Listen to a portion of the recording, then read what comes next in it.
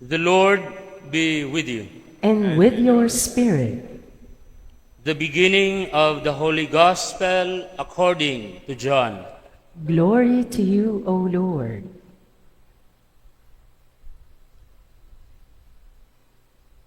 In the beginning was the Word, and the Word was in God's presence, and the Word was God. He was present to God in the beginning. Through him all things came into being, and apart from him nothing came to be. Whatever came to be in him found life, life from the light of men. The light shines on in darkness, a darkness that did not overcome it. The real light which gives light to every man was coming into the world. He was in the world, and through him the world was made. Yet the world did not know who he was. To his own he came, yet his own did not accept him. Any who did accept him, he empowered to become children of God. These are they who believe in his name, who were begotten not by blood, nor by carnal desire, nor by man's willing it, but by God. The Word became flesh and made his dwelling among us, and we have seen his glory, the glory of an only Son coming the Father, filled with enduring love. Brothers and sisters, the Gospel of the Lord. Praise to you, Lord Jesus Christ.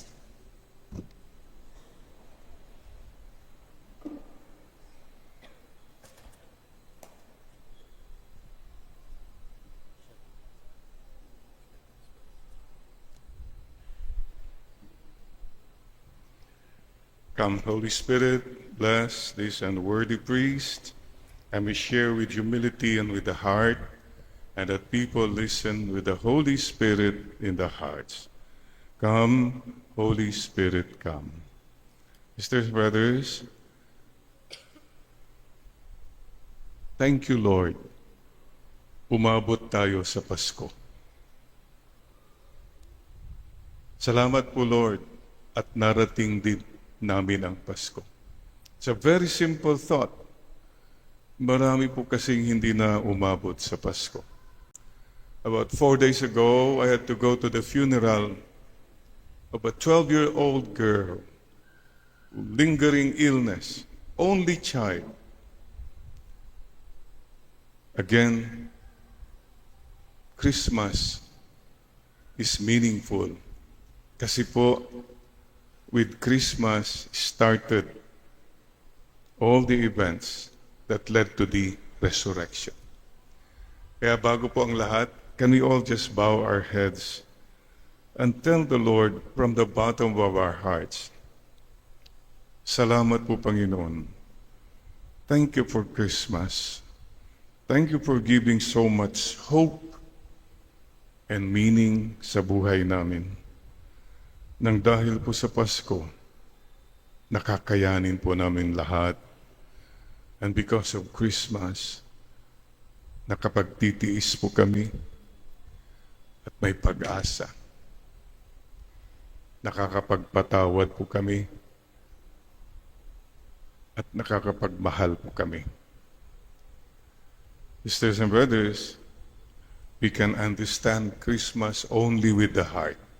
Today is Christmas Day. Last night was Christmas Eve. Anong sabi ni Adam kay Eve on the day before Christmas? Sabi ni Adam kay Eve, tinignan niya siya, sabi niya, it's Christmas Eve. Ayun. Today is Christmas Day. But we are not celebrating the day. It's a birthday. And it's a birthday. Birthday is not about the celebrations. More than that, it's about the birthday celebrant, a person. So kung nag-connect ka sa lahat ng celebration at lahat-lahat na, pero hindi ka naman nakakonect sa birthday celebrant, kulang. Parang yung nag-birthday si Junior, sabi nila, oh, maghanda tayo. Everybody, 7-year-old na si Junior. Everybody was happy. Wow, birthday came, nandyan na yung mga barkada ni tatay, inuman na sila. Barkada ni nanay, chismisan na sila, sa dancing. And somehow, nobody really greeted Junior. Si Junior, natulog na lang, wala nang mang bumabati sa kanya. So make sure today, let's greet the Lord from the heart. And we can understand Christmas deeply only with the heart. Christmas started with the big heart. Big heart? Do you see a big heart? God so loved the world, He gave us His only begotten Son. A God who loves us all in. He wants all of us in His big, big heart. Human heart. The Lord wants us to be more loving, more kind. Not only at Christmas, sana more generous tayo. Ask the Lord today, Lord, help me to be more kind to people, to be more loving. I see here a daughter taking care of her mama. I see people here bringing the father for diagnosis. This is all about the heart. Christmas goes on. Small heart. Yan. Ang dami po mga mahihirap. Lumabas lang po kayo sa simbahan. Here, right here in our midst. May we be always loving to the little ones, the poor, the sick, the children, yung mga tao pong walang-wala, mga taong nawawala, at mga taong nagwawala. Have a heart for them. And no matter what happens, connect with people. This is our, not for the day lang. The whole year round, continue to connect with people, heart to heart. Ikatabi mo naman, yan, Christmas, heart to heart tayong lahat. This is what Christmas is all about. Yan na naman, yung mga senior citizen, ano ba yan? Arthritic heart naman yung gaganon ka. About you young guys, what's this? 6, 7. Oh, please tell me what's this? Oh, that's your way of connecting with the heart. Mga kapatid, today may I ask all of us just to bow our heads in prayer. It's the birthday of our Lord. Just whisper to Him, Lord, happy birthday. Mahal ko po kayo. I want to love you more. I want to know you more, Lord. I want to serve you the rest of my life. As for me and for my house, we will serve the Lord. It's Christmas. And we're all children. Unless we become like little children, we cannot enter the kingdom of heaven. Kapatid, the Lord tells you, thank you for your greeting. Pasko na. It's Christmas. The Lord is asking you now, oh, Pasko na. Maybe the Lord is asking you, anak, nag-forgive ka na ba? Birthday ko, yan ang hiningi ko siya. Anak, Pasko na. Nag-confession ka na ba? If you really love the Lord, it's respond with the heart. O anak, nag-share ka na ba? Dami ka ng pera, di ka man lang nagbabahagi. O yung mga ninakaw mo, anak, isoli mo na. Yan. This is where the Lord really talks to us at Christmas. Anak, may ugali kang masama, baguhin mo na yan. Matapang ka, masungit ka, naninigaw ka, nagmumura ka.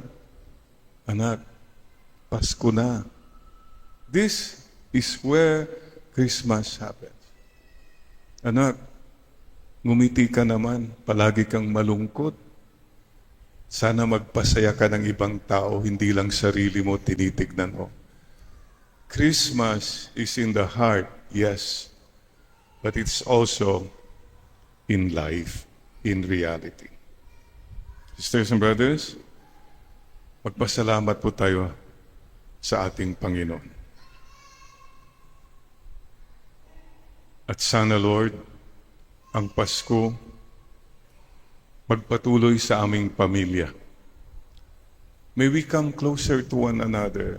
Magpatawaran tayo. Let's spend time more with each other.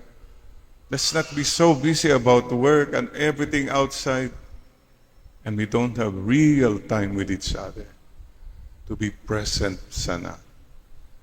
At Lord, sana po Christmas will really happen sa aming bayang Pilipinas. Please don't lose hope. May pag-asa pa to ang bayan natin. Believe, trust, surrender. At sana, Lord, magkakasama pa rin kami, magkakasama pa rin tayo sa susunod na Pasko. At sa marami pang Pasko, kung yan po ang kalooban ninyo. Amen. Let's greet one another now. Merry Christmas. Mama Mary yan ha, Mary, hindi Mary. Mary, because the first Christmas was Mama Mary's Christmas. It was poor, it was quiet, but it was so full of love, so full of joy and hope. I invite you now to rise as we greet our Lord. We like to thank the Lord. We like to proclaim the goodness of God. Napakabait po niyo, Panginoon. Mahal po niyo kaming lahat. We are all children. Children, may now invite you to hold your hands like this. Yes. And we pray and we tell the world, first of all, sa sarili mo, God is good to me. God is good to me. He holds my hands. He makes me stand. God is good to me. Let us sing now, children, the goodness of God. God is good to me. God is good to me. He holds my hands. He makes me stand.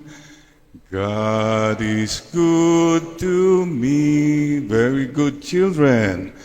Sabi mo sa katabi mo, God is good to you.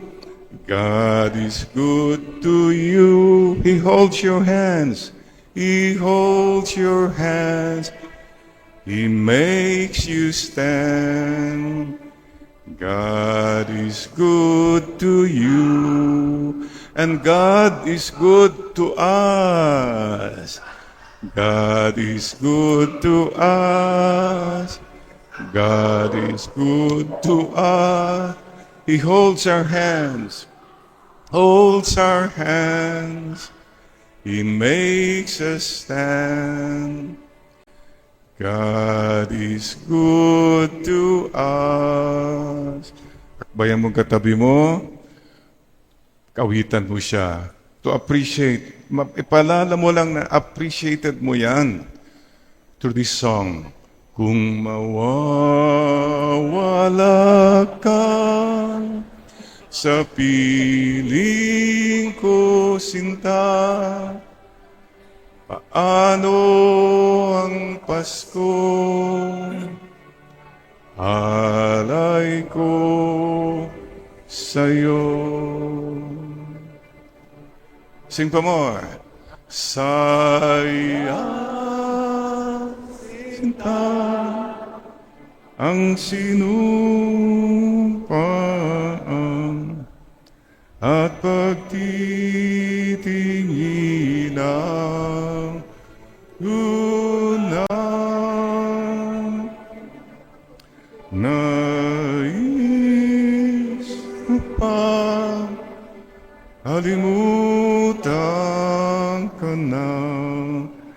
ang ating suyuan at galak. One more time. Kung mawawala ka sa piling ko, sinta, ano ang Pasko? Alay ko sa'yo. Sana po wala tayong pagsisisi in the end na nagkulang tayo ng pagmamahal kay Lord sa mga taong binigay niya sa atin. No regrets. Do your best. Make every day Christmas Day. Amen and amen. One more time. Happy birthday, Lord. Happy birthday to you. Amen. Thank you, Lord.